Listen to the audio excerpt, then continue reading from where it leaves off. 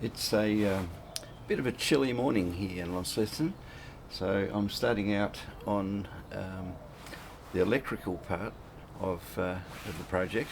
So now I had some difficulty with cold weather starting, and been going through a whole range of different things that I could possibly do in order to get this Volvo diesel started up on a cold morning. I'm looking for a practical solution for when I'm on the water. It's all very well to put a heater in there and warm everything up, but you can't do that when you're on the water.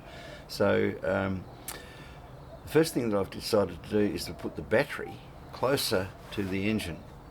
Now, because of the ballasting situation, I wanted to put the engine as forward as I could get it, but that of course increases the length of cable to the battery for your starter cables, and with that comes a voltage drop. So it would only be about 3 or 4 meters, but you still get a significant voltage drop.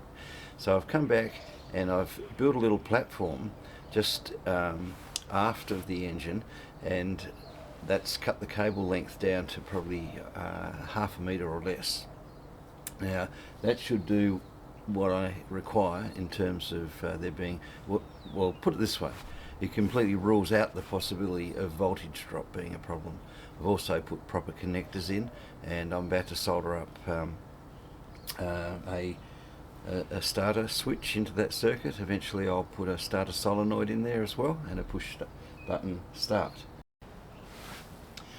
I've had the battery on the charger. I've got this Victron smart charger which I can monitor from my phone, and so it's fully charged, so I know that that's ruled out of the picture as well.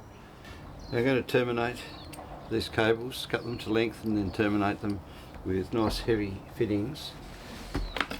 We've got a switch there. Initially this will just be the switch that I use to start the motor, but it's going to have a push button activating a starter solenoid. Well, that was a big fail. I just couldn't get enough heat into these large cable sizes with the gear that I have, so we'll have to try something different.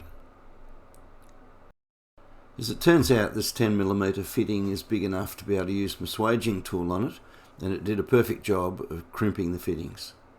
Initially I'm just going to do a direct connection through the switch for the starter, but I do have a push button, and I need to get hold of an automotive relay so that you don't risk leaving the starter motor running like I did yesterday.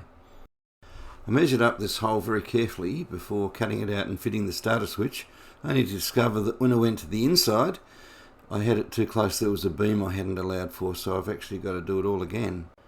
But time's running out and I'd like to get this motor started today, so I'm just going to carry on and I'll take it out and relocate it later on.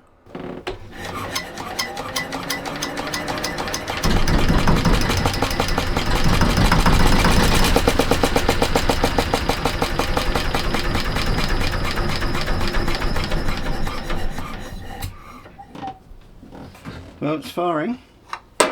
Ran for a little while and stopped, which is an indication that there's some air in the system still. But as it's turned out, it's perfectly primed already, so I put that back together and started to think about alternatives. You can see the fuel pulsing through as I'm cranking it over with the fuel line disconnect.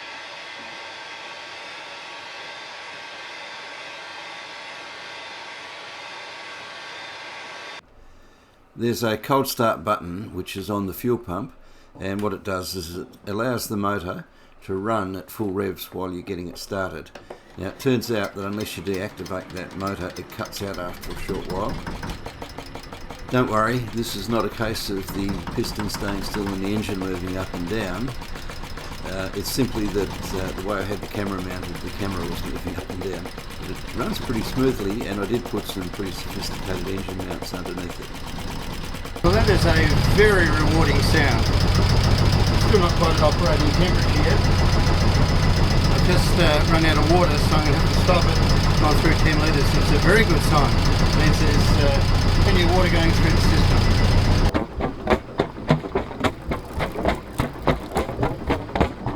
Thanks so much for watching.